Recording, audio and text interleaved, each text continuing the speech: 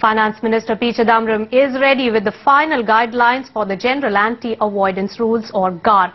But the Finance Minister also says that the decision will be finalized by the Cabinet after the Prime Minister's office vets the draft. Mrinalini Krishna filed this report earlier.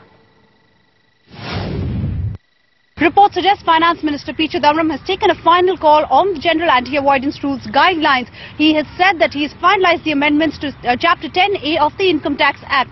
Remember, Chapter 10A of the Income Tax Act pertains to taxation of investments.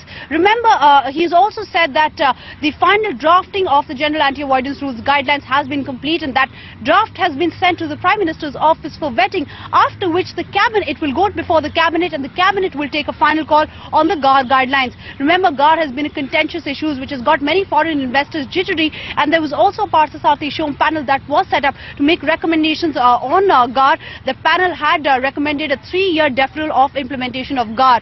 Sources within CBDT indicate that they were not very happy and they were opposed to this 3-year deferral. But as far as GAR is concerned right now, a draft has been prepared. It has been sent to the Prime Minister's office, and the Cabinet will take a final call on it.